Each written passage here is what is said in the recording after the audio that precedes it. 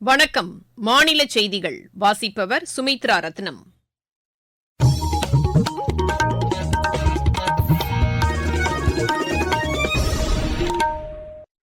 தலைப்புச் செய்திகள். புதிய குற்றவியல் சட்டங்கள் நீதித்துறையின் சேவையை விரைவுபடுத்த உதவிடும் என்று குடியரசுத் தலைவர் திருமதி திரௌபதி முர்மு கூறியுள்ளார். இலங்கை கடற்படையினரால் சிறைபிடிக்கப்பட்டுள்ள தமிழக மீனவர்களை விரைவில் மீட்பதற்கான நடவடிக்கைகள் மேற்கொள்ளப்பட்டிருப்பதாக மத்திய அரசு தெரிவித்துள்ளது.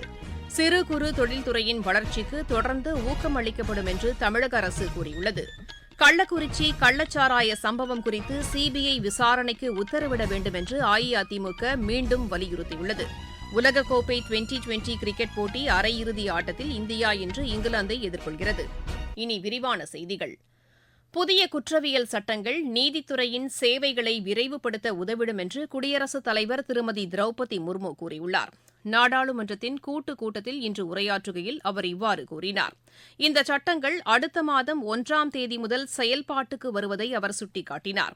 தேர்வு தொடர்பான அமைப்புகளில் பெரிய அளவில் சீர்திருத்தங்களை கொண்டுவர மத்திய அரசு நடவடிக்கைகளை மேற்கொண்டு வருவதாக அவர் கூறினார்.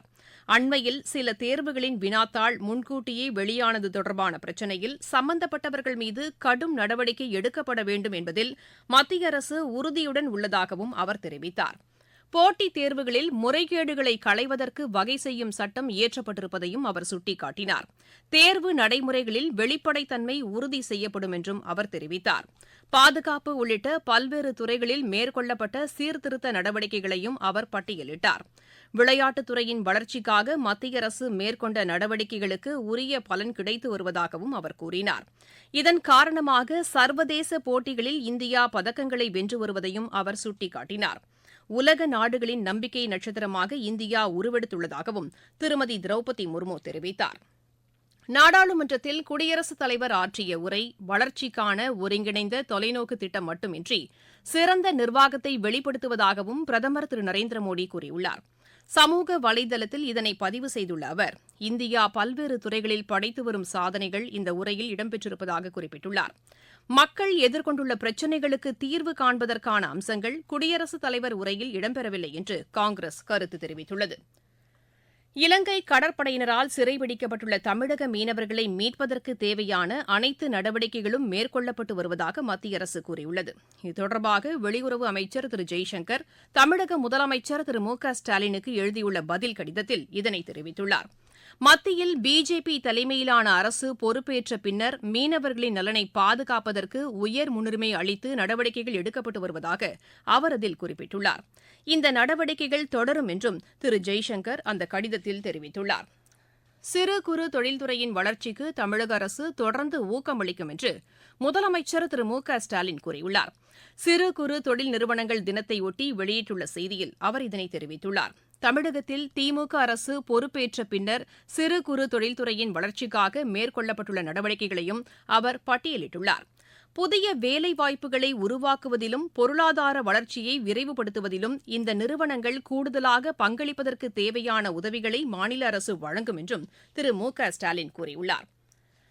தமிழகத்தில் மகளிர் சுய உதவிக் குழுக்களுக்கு 100 கோடி ரூபாய் சமுதாய முதலீட்டு நிதி வழங்கப்படும் என்று இளைஞர் நலன் மற்றும் விளையாட்டுத்துறை அமைச்சர் திரு உதயநிதி ஸ்டாலின் அறிவித்துள்ளார்.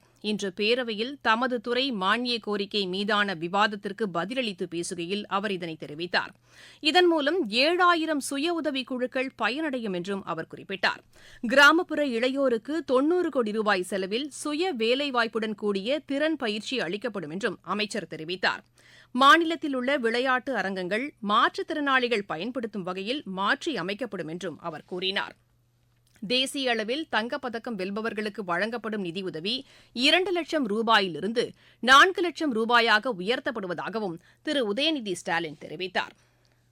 கள்ளக்குறிச்சி கள்ளச்சாராய சம்பவம் குறித்து சிபிஐ விசாரணைக்கு உத்தரவிட வேண்டும் என்று அஇஅதிமுக பொதுச் செயலாளர் திரு எடப்பாடி பழனிசாமி வலியுறுத்தியுள்ளார். இந்த சம்பவத்தை கண்டித்து சென்னையில் தமது தலைமையில் நடைபெற்ற உண்ணாவிரத போராட்டத்தில் நிறைவுரையாற்றுகையில் அவர் இவ்வாறு கூறினார். தமிழக சட்டப்பேரவையில் இப்பிரச்சினை குறித்து விவாதிக்க அஇஅதிமுகவிற்கு அனுமதி மறுக்கப்பட்டதாக அவர் தெரிவித்தார். பேரவை விதிகளில் கேள்வி நேரத்தை ஒத்திவைத்துவிட்டு விவாதிக்க இடம் உள்ளதாகவும் திரு எடப்பாடி பழனிசாமி கூறினார். நீங்கள் கேட்டுக் கொண்டிருப்பது மாநில செய்தி அறிக்கை.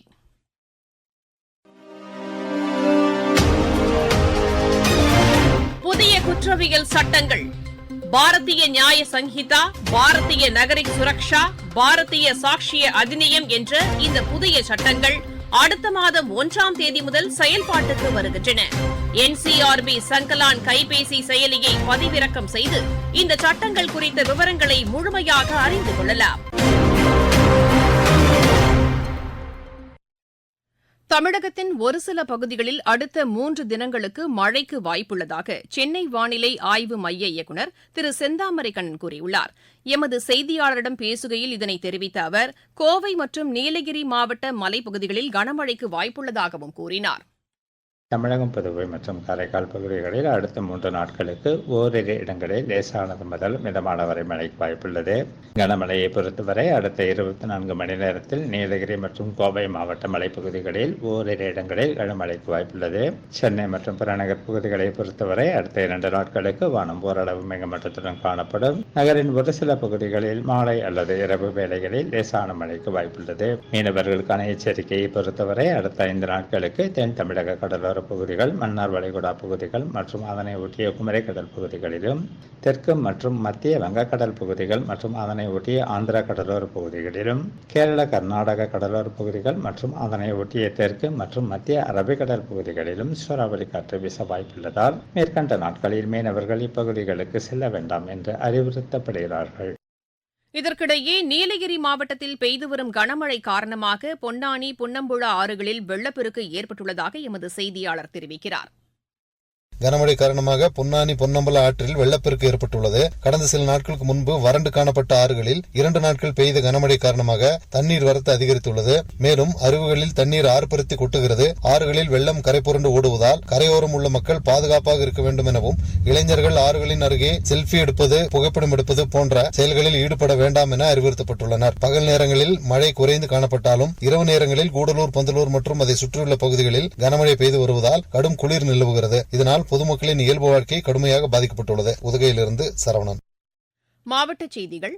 திண்டுக்கல் மாவட்டம் கொடைக்கானல் பேருந்து நிலையம் அருகே விளம்பர பலகை பொருத்தப்பட்ட சிக்னல் கம்பம் பலத்த காற்றினால் சாய்ந்து விழுந்த சம்பவத்தில் உயிரிழந்தவரின் குடும்பத்தினருக்கு 2 லட்சம் ரூபாய் நிதியுதவி வழங்கப்படும் என்று மாநில அரசு கூறியுள்ளது. காஞ்சிபுரம் மாவட்டம் ஏகனாம்பேட்டையில் உள்ள தொடக்கப்பள்ளியில் காலை உணவு திட்டத்தின் செயல்பாடுகள் குறித்து ஆட்சியர் திருமதி கலைச்செல்வி மோகன் இன்று ஆய்வு மேற்கொண்டார். தூத்துக்குடி மாவட்டத்தில் விவசாய பயன்பாட்டிற்காக நீர்நிலைகளில் சம்பந்தப்பட்ட அதிகாரிகளின் ஒப்புதலுக்கு பின் மண் எடுத்துக்கொள்ள அனுமதிக்கப்பட்டுள்ளதாக ஆட்சியர் திரு லட்சுமிபதி கூறியுள்ளார். குற்றால அருவிகளில் வெள்ளப்பெருக்கு குறைந்ததை அடுத்து 3 நாட்களுக்கு பிறகு சுற்றுலாப் பயணிகள் குளிக்க அனுமதி அளிக்கப்பட்டுள்ளது.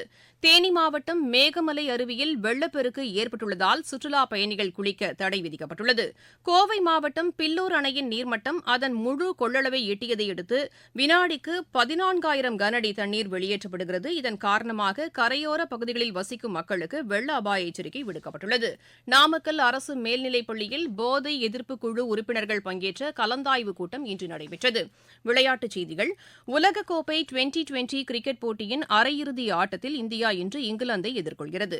கயானாவில் நடைபெறவுள்ள இப்போட்டி இரவு 8 மணிக்கு தொடங்குகிறது. இன்று காலை நடைபெற்ற அரையிறுதி ஆட்டத்தில் தென்னாப்பிரிக்கா 9 விக்கெட் வித்தியாசத்தில் ஆப்கானிஸ்தானை வென்று முதல் முறையாக இறுதி ஆட்டத்திற்கு முன்னேறியுள்ளது. டுனிசியாவில் நடைபெற்று வரும் சர்வதேச டேபிள் டென்னிஸ் போட்டியில் இந்தியாவின் மனவ் தாக்கர், அர்ச்சனா காமத் இணை 2வது சுற்றுக்கு முன்னேறியுள்ளது. இன்று நடைபெற்ற கலப்பு இரட்டையர் பிரிவு முதல் சுற்று ஆட்டத்தில் இந்த இணை 3-1 என்ற ஆட்டக்கணக்கில் இந்தியாவின் ஹைகா ஸ்னேஹித் இணையை வென்றது.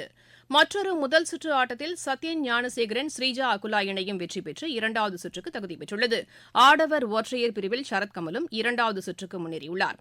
முதல் சுற்று ஆட்டத்தில் அவர் பிரேசிலின் எரிக் ஜவுட்டியை வென்றார். ரொமானியா சர்வதேச செஸ் போட்டியின் முதல் சுற்றில் இந்தியாவின் குகேஷ் வெற்றி பெற்றுள்ளார். மீண்டும் தலைப்புச் செய்திகள். புதிய குற்றவியல் சட்டங்கள் நீதித்துறையின் சேவையை விரைவுபடுத்த உதவிடும் என்று குடியரசுத் தலைவர் திருமதி திரௌபதி முர்மு கூறியுள்ளார். இலங்கை கடற்படையினரால் சிறைபிடிக்கப்பட்டுள்ள தமிழக மீனவர்களை விரைவில் மீட்பதற்கான நடவடிக்கைகள் மேற்கொள்ளப்பட்டிருப்பதாக மத்திய அரசு தெரிவித்துள்ளது. சிறு குறு தொழில்துறையின் வளர்ச்சிக்கு தொடர்ந்து ஊக்கமளிக்கப்படும் என்று தமிழக அரசு கூறியுள்ளது. கள்ளக்குறிச்சி கள்ளச்சாராய சம்பவம் குறித்து சிபிஐ விசாரணைக்கு உத்தரவிட வேண்டும் என்று அஇஅதிமுக மீண்டும் வலியுறுத்தியுள்ளது. உலகக்கோப்பை டுவெண்டி கிரிக்கெட் போட்டி அரையிறுதி ஆட்டத்தில் இந்தியா இன்று இங்கிலாந்தை எதிர்கொள்கிறது. செய்தி அறிக்கை நிறைவடைகிறது.